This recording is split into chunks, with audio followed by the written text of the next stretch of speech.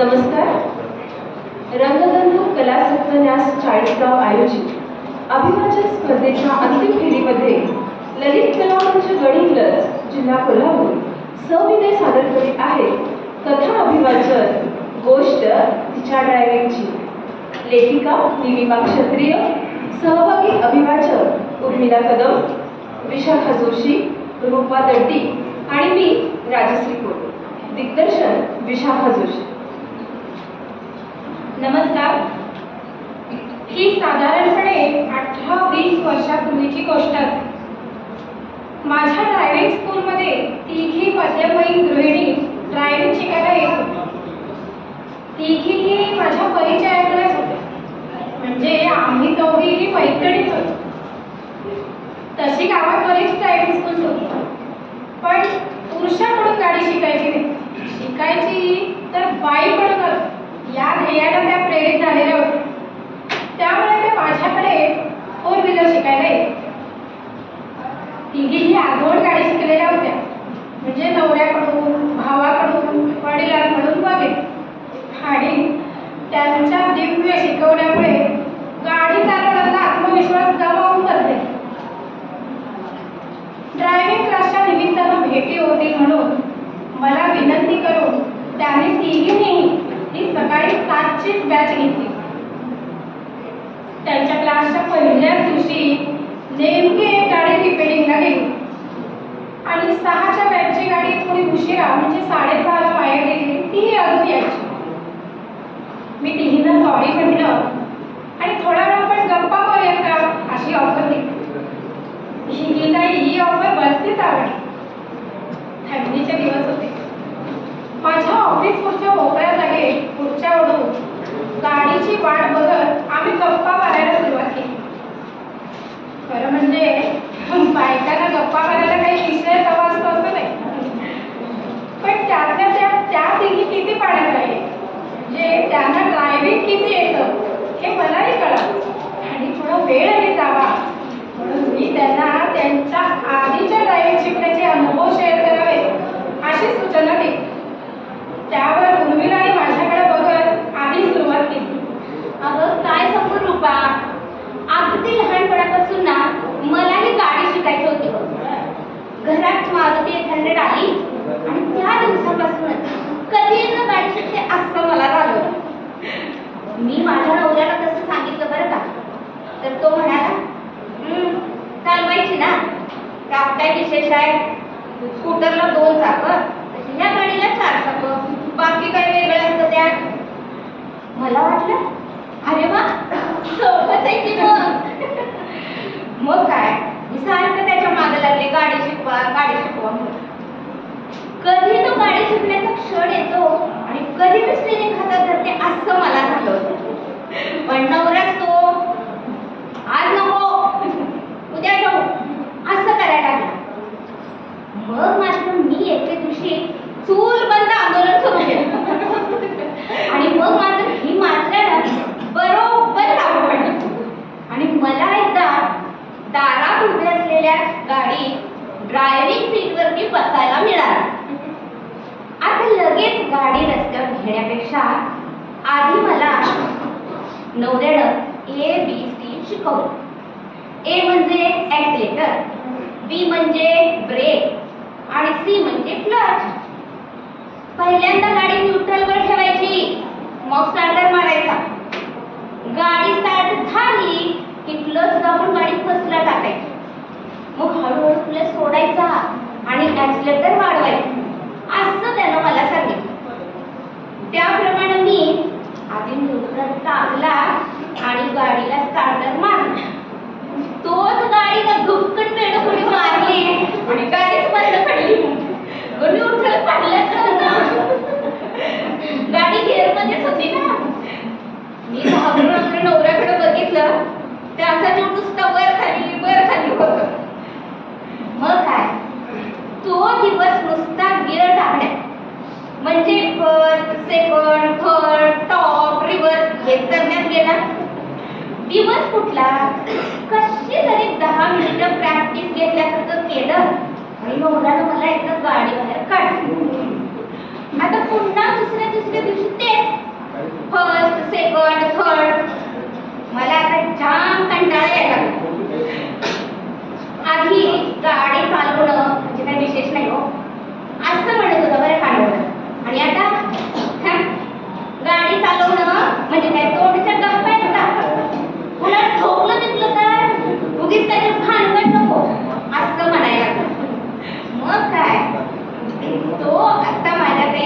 गाडी येत नाही. अगं म्हणूनच ना मी नवऱ्याला काही गाडी गोडी लावायला गेले नाही बरं का.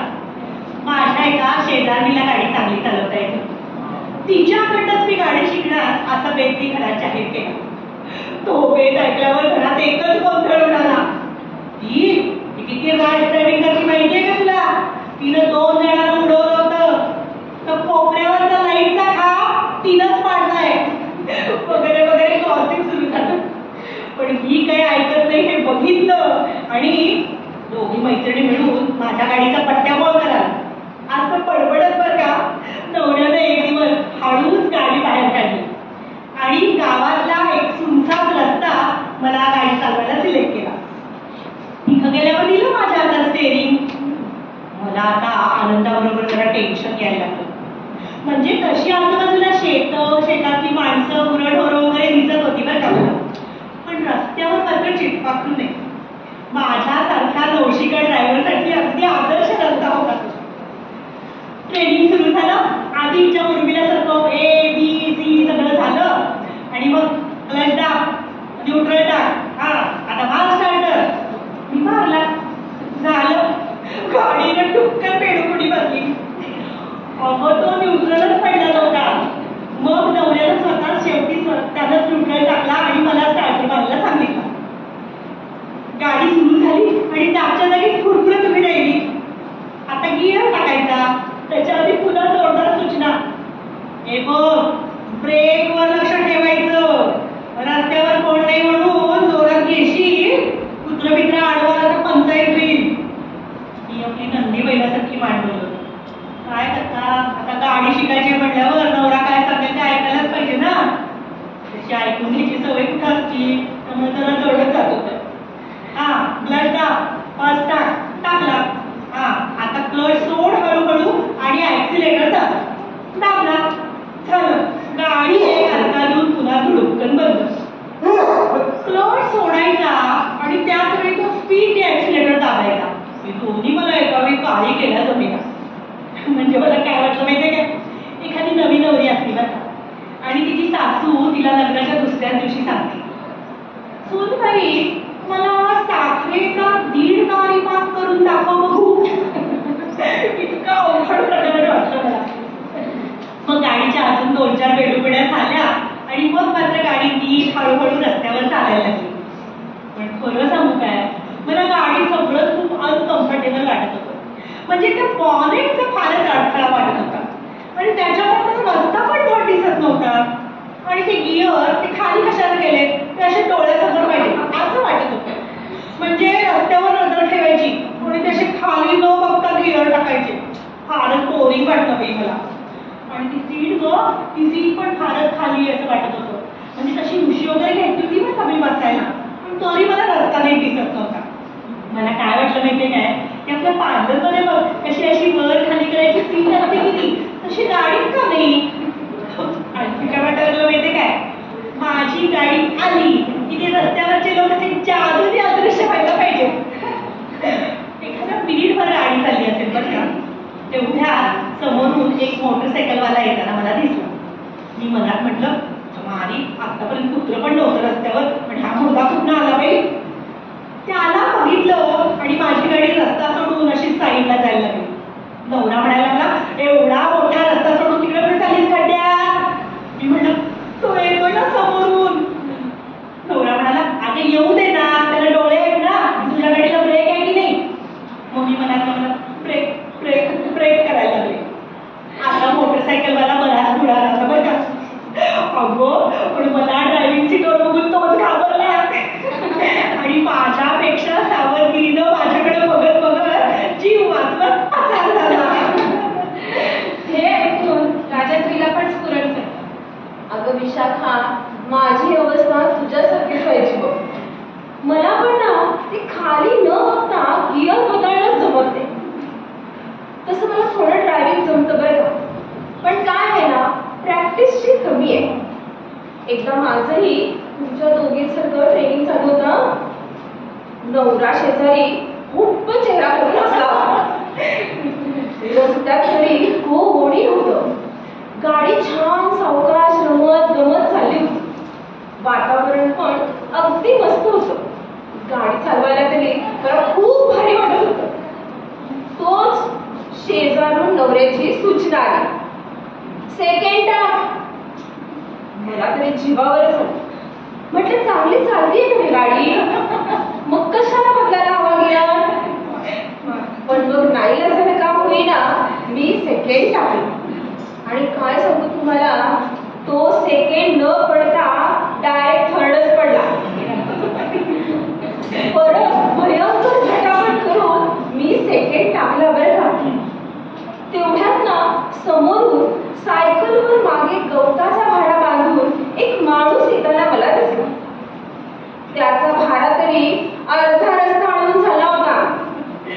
माझ्या या सेकंड थर्डच्या घोटाळ्यात तो माझ्या गाडीजवळून जायला लागला आणि अचानक एकदम मला माझ्या गाडीच्या समोरच्या काचेवर हिरवगार गवत पसरलेलं दिसलं. आणि दुसऱ्या क्षणी तो सायकल मला रस्त्यावर आडवा पडलेला दिसला. तोपर्यंत माझी गाडी चांगली 20-25 फूट पुढे गेली होती बरं का. पण तरीही आई बहिणी म्हणून त्याने केलेला माझा उद्धार मला अगदी स्पष्ट ऐकू आला होता. आणि इकडे नवरा घामाघूम झाला होता. तेवढ्यात बरं का एक मुसलमान पाववाला पाठीमागून आला. त्याने की नाही असं दाढीला डोक्याला लाल मेहंदी वगैरे लावली होती. आणि त्याच्या सायकलला दोन्हीकडे पावाच्या अशा मोठ्या मोठ्या पिशव्या सुद्धा लटकवलेल्या होत्या.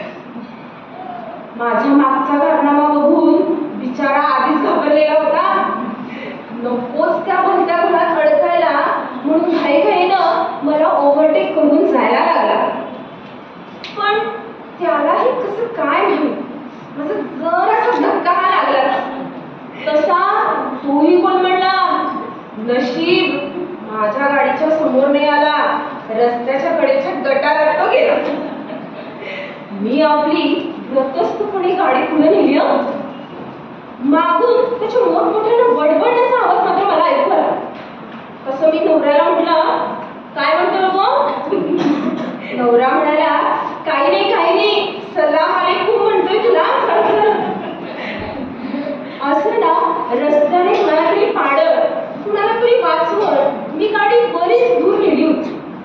पण खरं सांगतो तुम्हाला, तोपर्यंत ना मला प्रचंड असा मानसिक थकवा आला होता.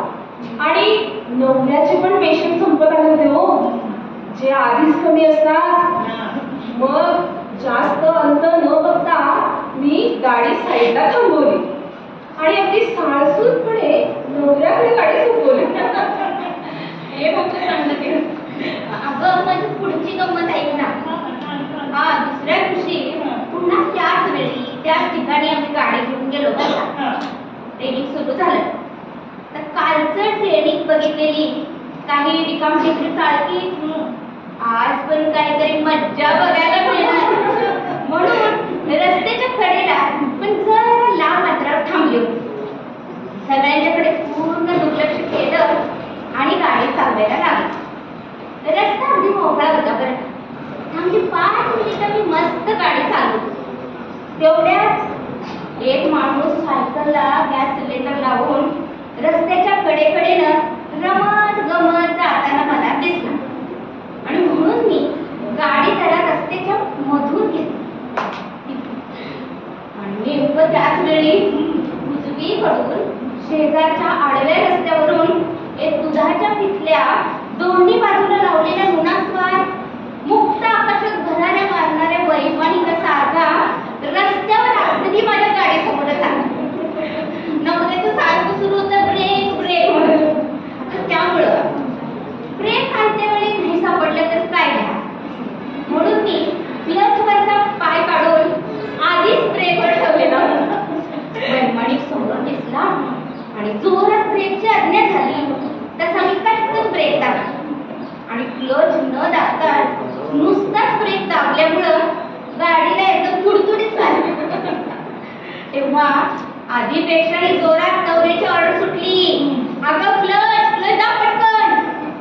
तसा मी ऍक्सिलेटरवरचा उजवा पाय काढला आणि डावीकडं लजवर टाकलं आणि अशा रीतीनं माझ्या पायांचा क्रॉस झाला. पण एवढी धडपड केली तरीही मी तो डावीकडचा सिलेंडरवाला आणि उजवीकडचा दूधवाला वैमानिक बरोबर त्यानंतरचं दृश्य मात्र अगदी बघण्यासारखं होतं बरं का. म्हणजे त्या सिलेंडरवाल्याला हळूच धक्का बसला, पण तरीही तो जोरात पुढे ढकलला गेला आणि रस्त्याकडेच्या उतारात दोन्ही पाय टाकून सायकलवर चांगला पडला. आणि तो वैमानी दुधाच्या किटल्यासकट गवतात तोंड खुपसून अगदी पालथ्या शवासनात पडला. आणि मी स्टिअरिंगच्या समोर पायांचा क्रॉस करून बधिरासनात बसले. शेवटी समस्त नवऱ्या जातींच्या प्राण्यांचा ठेवणीतला जो हसकल ओरडण्याचा आवाज असतो ना, तो आवाज पडून नवऱ्याच्या अवस्थेतून मला बाहेर काढलं. माझ्या टिकलेल्या दोन्ही सावजांनी भानावर येण्याच्या आत तिथून मला अंतर्धान पावलं भागवत. म्हणून मी झटकन स्टेरिंगचा मोह सोडला आणि पटकन दार उठवून गाडीला वळसा करून दुसऱ्या दाराशी गेले. गरुडींच्या आतल्या सरकून स्टेरिंग ताब्यात घेतलेलंच होतं आणि झटक्यात गाडी दोन्ही सावजांच्या नजरेच्या टप्प्याबाहेर काढली. घरी आल्यावर शांतपणे आत्मपरीक्षण केले. तेव्हा माझ्या असं लक्षात आलं की ड्रायव्हिंग करणं फारशी काही अवघड गोष्ट नाही आणि तरीही आपल्याकडून एवढा धांदळपणा का बरं झाला असेल. 2 दिवस काय काय झालं हे मी पुन्हा पुन्हा आठवत राहील आणि युरेका झालं मला एकदम. आपण ड्रायव्हिंगला बसलो की शेजारच्या सीटवरून AK-47 मधून जशा धडाधड गोळ्या सुटाव्यात ना, तशा सूचना सुटत असतात. अहो, इतक्या गोळ्या झाडल्यावर तर तो मायकेल शुमाकर पण स्टेरिंगने सोडून पळायलाच असतात. त्यामुळं नवरा बरोबर असताना बायकोनं गाडी चालवण्याचा प्रयत्न करू नये हा मोठा धडा मी शिकले आणि शेवटी सरळ तुमची ड्रायव्हिंग स्कूल जॉईन केली. हो ना, म्हणूनच आम्ही हिची ड्रायव्हिंग स्कूल जॉईन केली ना. तशी मला जमायची बरं का गाडी बऱ्यापैकी. पण काय आहे ना, कुणाच्या घरी गाडी घ्यायची म्हटलं की मला ना पार्किंगचं जाम टेन्शन यायचं. म्हणजे मला काय वाटायचं माहितीये का, कोणी माझ्या गाडीच्या मागेच गाडी लावून ठेवली तर, कोणी माझ्या गाडीच्या पुढेच गाडी लावली तर मला गाडी काढता येईल ना, अशी काळजी माझ्या डोक्यात सुरू व्हायची. आणि मग काय व्हायचं, गेलेल्या कार्यक्रमात किंवा कोणाशी बोलण्यात मनच लागायचं नाही. सगळंच्या सगळं लक्ष त्या गाडीकडेच लागून राहायचं. हो हो, अगं माझं पण असंच होतं. एकदा बरं का माझ्या मुलींनी संध्याकाळी बाहेर जाऊन माझा बर्थडे साजरा करायची टूम काढली. धाकट्या मुलीची एक मैत्रीण पण होती बरं का त्याच्यात. मी आपल्या आवृत्ती झाले, मला वाटलं 2 स्कूटीवर चौघीने जायचं असेल. पण मुली म्हणाल्या, असं नाही, आधी तू आम्हाला लॉंग ड्राईव्हला न्यायचं आणि मग नंतर पार्टी द्यायची हॉटेलमध्ये. मला एकदम टेन्शनच आलं. म्हणजे ते लॉंग ड्राईव्ह वगैरे सगळं ठीक होतं, पण त्या हॉटेलमध्ये गाडी पार्क केल्यावर मला नीट काढता आली नाही तर इतक्या लोकांसमोर फजिती व्हायची. पण मुली काय ऐकणार, काढायलाच लावली गाडी मला. गेलो हाताच्या पायथ्यापर्यंत. सप्टेंबर महिना होता बरं का. अर्ध्या रस्त्यात गेलो आणि पावसाची भुरभुर सुरू झाली. मला पुढचं काही दिसेना. मी शेजारी बसलेल्या धाकटीला म्हटलं, अगं मला दिसेना ना काही पुढचं. ती म्हणाली, अगं तर पायपर चालू कर ना मग. मी म्हटलं, मला कुठं माहिती आहे कसं चालू करायचं ते. मग ती म्हणाली, मुली आणि मुलीची मैत्रीण माझी फजिती बघून हातच सुटल्या. मग रस्त्याच्या कडेला गाडी घेऊन मी खटपट सुरू केली बरं का. बरीच खटपट केली आणि ते वायपर एकदाच चालू झालं. तोपर्यंत पाऊस उलटून पसार झालेला. मग गाडी वळून आम्ही परत निघालो. रस्त्यात बरीच हॉटेल्स होती.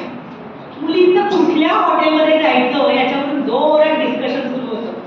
मी त्यांना मोठ्याने ओरडून थांबवलं आणि सांगितलं, हे बघा, ज्या हॉटेलच्या पार्किंगमधून गाडी नीट काढता येईल त्या हॉटेलमध्ये जायचं. मग पार्किंग आणि टेस्ट याचं कॉम्बिनेशन असलेलं हॉटेल आम्ही निवडलं. मोठ्या चौकात मी गाडी त्या गेटमधनं आत घातली बरं का. गाडी हॉटेलच्या आवारात शिरली आणि तो वॉचमन पुढे आला सलाम वगैरे करत. त्याला मी घाईघाईनं सांगितलं, देखो जरा मेरी गाड़ी का रिवर्स का प्रॉब्लेम है, पार्किंग के लिए अच्छी जगह बताना. त्याबरोबर त्यानं ना एखादी सिरियस इमर्जन्सी केस हाताळणाऱ्या डॉक्टरसारखा चेहरा केला. आजूबाजूच्या रिकाम्या जागांचा अंदाज घेतला आणि एक सेफ जागा मला दाखवली. मी जास्तीत जास्त नीट गाडी पार्क केली आणि निघाली. तेवढाच वॉचमन मॅडम मॅडम करत आला बाई आणि म्हणाला, मॅडम वो आपली गाडी का हेडलाईट चालू आहे ना. मी परत धावत गेले आणि ते हेडलाईट बंद करून आले. मला एकदम लाजल्यासारखं झालं तो, पण एवढी साधी गोष्ट आपल्या कशी लक्षात आली नाही. शेवटी एकदा गेलो बाई त्या हॉटेलच्या वरच्या मजल्यावर जेवायला. मुलींचं अजूनही वायपरवरून खिदळणं चालू होतं. मग त्याने निवांत चर्चा करून जेवण वगैरे मागवलं बरं का. माझ्या आपल्या डोक्यात पार्किंग रिव्हर्स भजी खाण्यात पण लागते ग. जेवण झालं आणि मुलींनी आईस्क्रीमची ऑर्डर दिली. आईस्क्रीम येईपर्यंत हॉटेलच्या काचेच्या भिंतीतून पार्किंग कडे नजर टाकली तर काय ग, माझ्या गाडीच्या मागं पुढं आजूबाजूला गाड्याच गाड्या.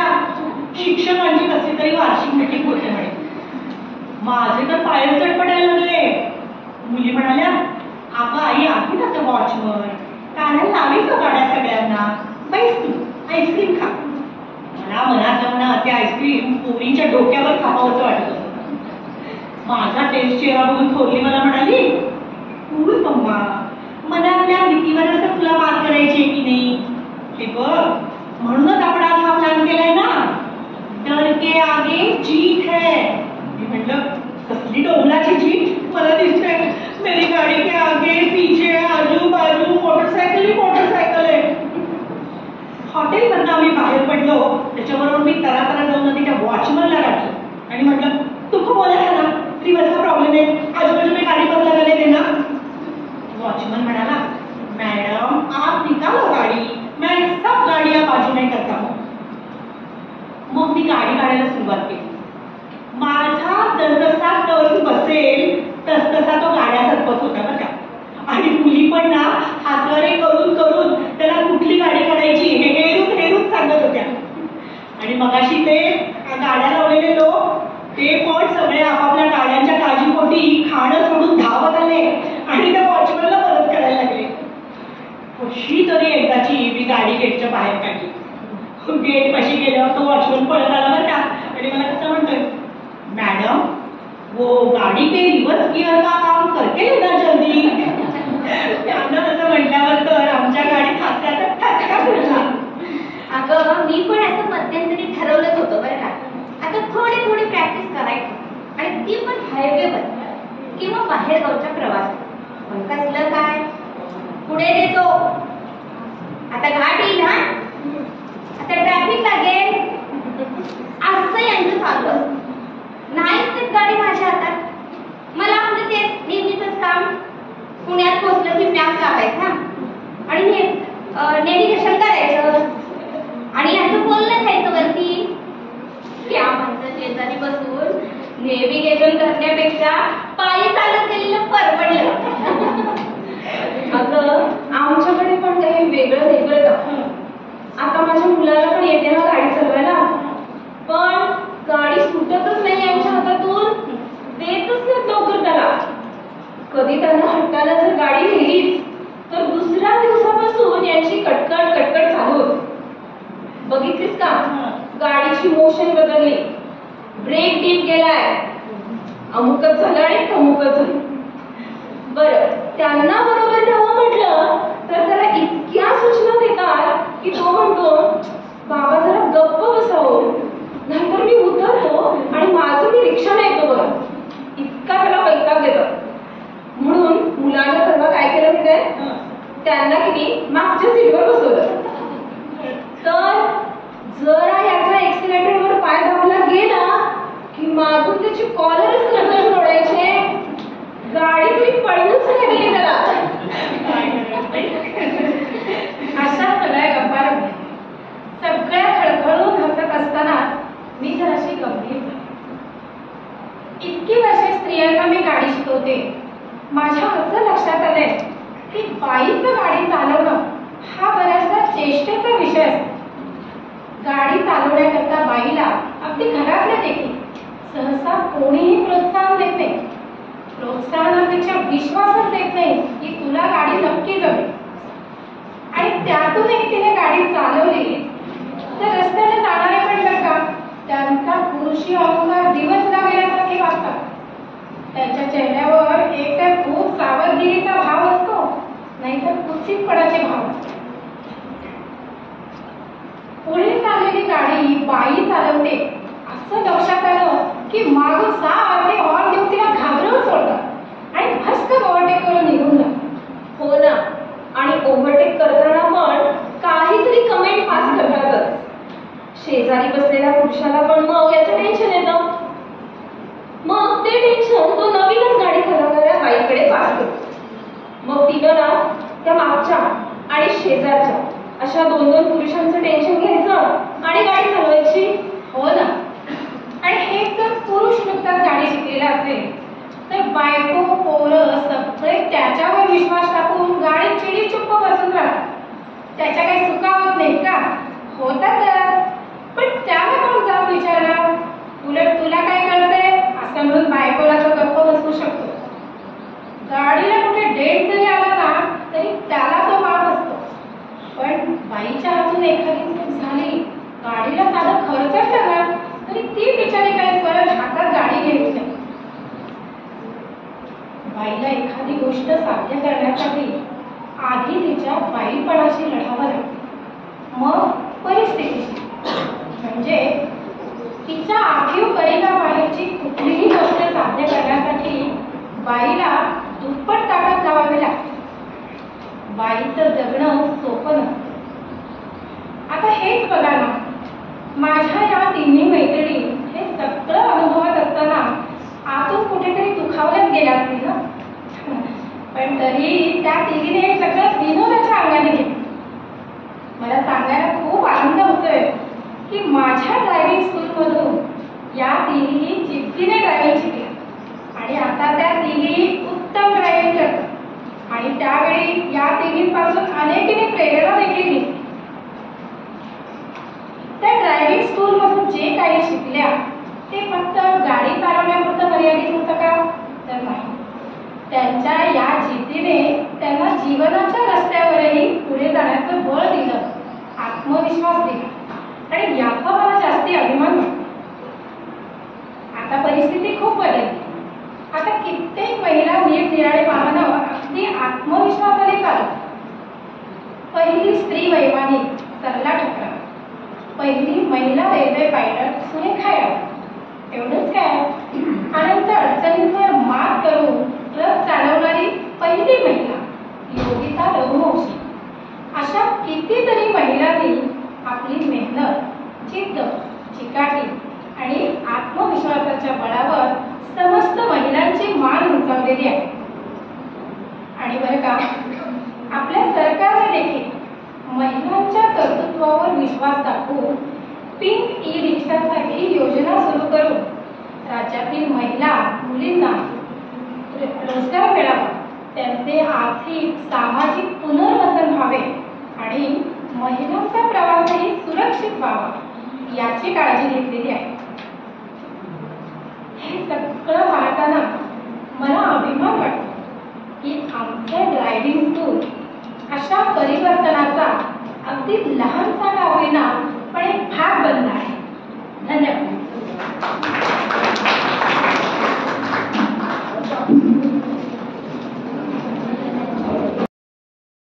कुठे पाहायला मिळत नाही. सिरियल मध्ये तर महिला एकमेकांच्या जीवावर उठलेल्या आणि इतक्या सुंदर संवाद पाहताना मन भरून गेले. डोळे पाहतच होते, कान ऐकत होते आणि मनामध्ये हे चित्र आम्ही कायम ठेवणार आहे. सोलापूरची तुम्ही ना, कोल्हापूर, बापरे, कोल्हापूरची मिसळ काय सुंदर असली आणि खरंच हे हृदयामध्ये पूर्ण ठेवलं आम्ही. इतकं सुंदर कधी बघायला सिरियल म्हणून तो सिरियल पाहू नका, सिरियल आणि वाचन संस्कृती मनात रुजली पाहिजे आणि अभिवाचन संस्कृती मनात ठसली पाहिजे. खरंच कोल्हापूरची पिसाळ. धन्यवाद. अतिशय सुंदर मत व्यक्त केलेलं आहे. यानंतर आपल्या विद्यार्थिनी बोलतील. नमस्कार, माझे नाव तनया रजत कुलकर्णी. मी डॉक्टर बाबासाहेब मुंडे माध्यमिक विद्यालयातून आले आहे. हे अभिवाचन ऐकताना मला असे वाटत होते की 4 बाया जेव्हा एकत्र येतात तेव्हा त्यांच्या ज्या गप्पा सुरू होतात त्या म्हणजे एकमेकांना आपल्या दिवसभरातील वगैरे ज्या गप्पा सांगतात तसं तुम्ही एकदम रमून गेले होते. तुमचे प्रत्येकाचे 4 व्हीलर शिकताना जे अनुभव होते ते तुम्ही प्रत्येकाने एकदम असं म्हणजे पटवून दिले की कसं आम्ही करतो वगैरे. नाही तर कोणी असं आपले काही चुका वगैरे तसं लपवतं, तुम्ही तसं नाही केलं, एकमेकांना सगळं सांगितलं. धन्यवाद. नमस्कार, माझे नाव रिया प्रशांत पाटील. मी डॉक्टर बाबासाहेब मुंडे माध्यमिक विद्यालयाची विद्यार्थी. अभिवाचन गोष्ट तिच्या ड्रायव्हिंगची. असं वाटत होतं की 4 बायका गप्पा मारत होत्या आणि ते चित्रीकरण माझ्या डोळ्यासमोर होत होतं असं वाटत होतं. तुम्ही जे बोलले ते अतिशय लयबद्धरित्या बोलला आणि भाषा शैली तुमची एकदम अतिशय सुंदर होती.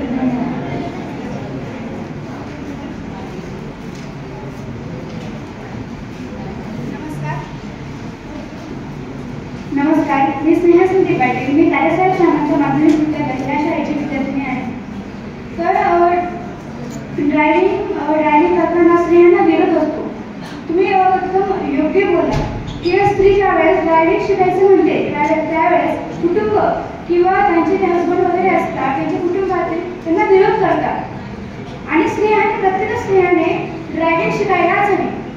मला तुम्हाला एक प्रश्न विचारायचा आहे, म्हणजे 3 प्रश्न विचारायचे. तुम्हाला सगळ्यांना ड्रायव्हिंग येते का आणि तुम्हाला कोणी शिकवले? तुम्हाला ड्रायव्हिंग पिरियड केला का? ड्रायव्हिंग करतात.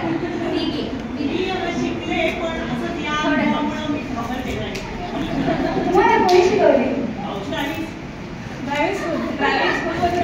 शिकायचा प्रयत्न केला पण ते जे अनुभव आहे ते खरोखर म्हणजे आम्ही कथाही निवडली त्याच्यासाठी म्हणून आम्ही निवडली. तुम्हाला कोणी विरोध केला का जरा?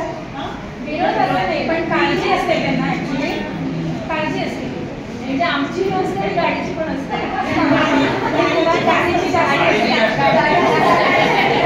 कारण पुरुषांना गाडीबद्दल फार पॉझिटिव्ह असतात ते आम्ही बघितलंय. आम्ही नक्कीच ना मागच्या वेळी प्रत्येकाच तिने गाडी शिकायला. नमस्कार, मी कश्यपी चौधरी, तात्यासाहेब सामंत माध्यमिक विद्यालयाची विद्यार्थिनी. तुमचा जो वाचण्याचा लय होता ना तो मला अतिशय आवडला आहे. तुम्ही मध्ये मध्ये तुमचा हास्य किंवा 4 मैत्रिणींमधले जे गप्पा असतात ते मनसोक्तपणे तुम्ही करून टाकलाय असं मला तिथं दिसलेलं आहे. म्हणजे स्त्रियांना गाडी चालवणे ही काही सोपी गोष्ट नसते. म्हणजे घरवाल्यांचा विचार करणं, गाडीचा विचार करणं, आपला स्वतःचा विचार करणं याला स्त्रिया लक्षात घेऊन गाडी चालवत असतात. काही स्त्रिया अतिशय घाबरून सुद्धा जातात, तर काही मनसोक्तपणे चालवतात, पण काही लोक त्याचा विरोध करतात. पण मग तुमच्या नाटकातून मला हे दिसून आलं की आता कोणीच विरोध करू नये, गाडी मनसोक्तपणे चालतात. धन्यवाद. नमस्कार, मी इशिता शिंदकर, पोदा इंटरनॅशनल स्कूलमधून आली आहे. खरं म्हणजे तुम्ही ज्या प्रकारे बोलत होते ना ते सगळं असं डोळ्यासमोर येत होतं. तर तुम्ही खुर्च्या घेतल्या, ऑफिसमध्ये गेले, बसले, त्यानंतर तो तुमचा रस्ता, तिथे गाईडोरं सगळं म्हणजे असं डोळ्यासमोर होतं. आणि खरं म्हणजे आजची जी स्त्री आहे ती कुठल्याच क्षेत्रात मागे नाही, प्रत्येक याच्यामध्ये पुढे आहे. हे तुम्ही तुमच्या अभिभाषणामधून सांगून दिलं. आणि तुम्ही अजून एक मेसेज दिला की ज्या नाही आहे त्यांनी पण पुढे जायला हवं आणि आपली जी जागा आहे ती दाखवायलाच हवी. धन्यवाद.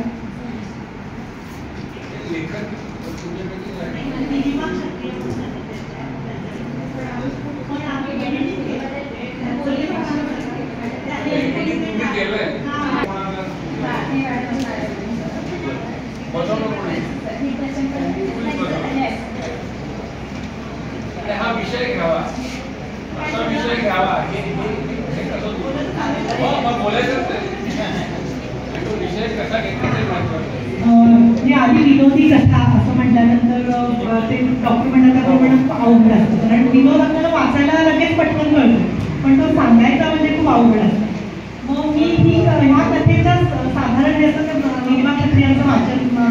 ऐकून त्यांचं लेखन मी बघितलं म्हणजे वाचलं होतं. म्हणून मग मी त्याला कॉन्टॅक्ट केला. माझ्या त्या मैत्रीण वगैरे काही नाही, पण मी त्यांचा नंबर मिळवला आणि त्यांच्याशी बोललो. म्हणजे अशी मोठी स्पर्धा आहे जागतिक लेवलवरची आणि आम्हाला एक छान कथा पाहिजे. मग त्यांनी मला 2-3 आयडिया सांगितल्या. म्हणजे टिपिकल सासूचं भांडण किंवा असं काही मला ते नको वाटतं. मी म्हटलं की असं काहीतरी म्हणजे युनिक पाहिजे की असं काहीतरी. मग ते म्हणाले असं एक कल्पना आहे. मग त्यामुळे मी म्हटलं की आम्ही 4 जणी आहे, तर तुम्ही त्यात 4 पात्र घाला आणि 4 पात्र घालून ती अशी कथा द्या. मग त्यांनी पाठवली.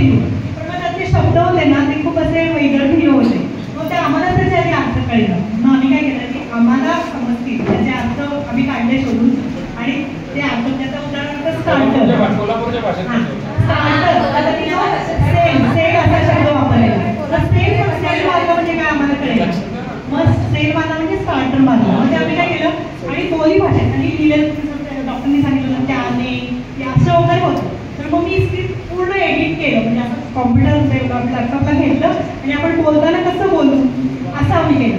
शिवाय आम्हाला काय वाटलं की यांना किती पॉझिटिव्ह मेसेज जायला पाहिजे. नुसतं बायकांचे ह्या फजिली असं नको.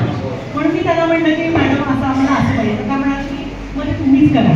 मग आम्ही असं म्हटलं की काय आपल्याला करता येईल. असं आम्ही चौघींनी खूप म्हणजे चर्चा करून एकूण आम्ही 2-3 महिने खूप याच्यावर कष्ट घेतले.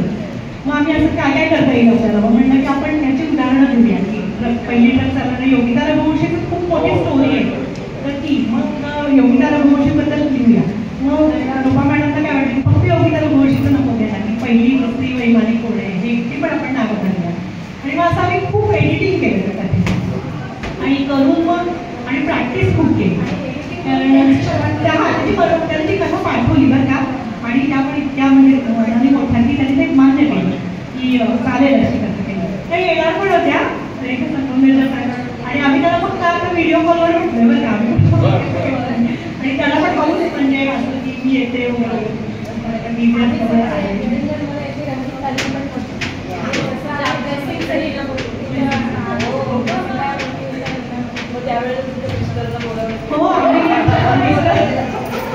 मिस्टरला बोललो आमच्या मित्रमैत्रिणीला बोललो. शिवाय कोल्हापूरमध्ये तिथं आमची प्राथमिक पहिला नंबर आला ना त्या संस्थेने सुद्धा आम्हाला अजून एकदा प्रॅक्टिस व्हावी म्हणून त्यांचा कोल्हापूर दिन होता. तर आमचा एक प्रयोग करला बाहेरच्या लोकांना बोललो असं. मग त्यामुळे आमची प्रॅक्टिस खूप छान असते आणि खूप अडचणी बायकांना कितीतरी असतातच. त्या आमची प्रॅक्टिस शिवाय मला सांगितलं तर आश्चर्य वाटेल. सकाळी 7 ते 8 आम्ही प्रॅक्टिस करायला कारण या मॅडम शिक्षिका आहेत आणि या पण बिझी असतात. त्या समाजमध्ये प्रायव्हेटचा बिझनेस आहे की नाट्यशास्त्राचा डिप्लोमा करते. त्यामुळे मी कोल्हापूरला जाऊन करते कारण सगळ्या बिझी. त्यामुळे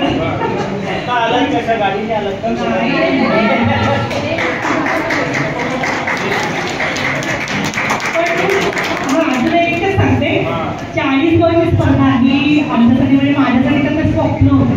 म्हणजे मी माझे 5वं वर्ष भाग घ्यायचं. 3दा आम्ही अंतिम फेरीत आलो. पण पहिला जेव्हा अंतिम फेरीत आलो तेव्हा 2 वेळेला ऑनलाईन होते म्हणजे कोरोना होता. त्यामुळे 40 वाला यायला जमलं नव्हतं आणि बाकीच्या 2 वेळा आमचा नंबर आला. 1 वेळा नंबर नाही. पण आता या वेळेला नंबर आला. टीम चालू मिळाली. खूप आनंद होतोय. थँक्यू. नमस्कार, मी प्रेरणाली पवार. मी पोद्दार इंटरनॅशनल स्कूलमधून आहे. मला तुमचं अभिवाचन खूप आवडलं आणि तुम्ही एक लाईव्ह एक्झाम्पल दिलं. तुम्ही 4 पण बायका आहात आणि तुम्ही बायकांबद्दलच सांगितलं की बायका कशातच मागे नाही आहे. ते सगळ्या टेक्नॉलॉजीजमध्ये पुढे आहेत. कशातच मागे नसतं बायका आणि मला ते खूप आवडलं. तुम्ही लाईव्ह एक्झाम्पल दिलं तुमचं आणि ते मला खूप आवडलं. तुम्ही ज्या प्रकारे बोलले तुमचे एक्सप्रेशन्स तुम्ही असं बोर नाही होऊ दिलं कोणाला. तुम्ही तुमच्या एक्सप्रेशनने लोकांना अट्रॅक्ट केलं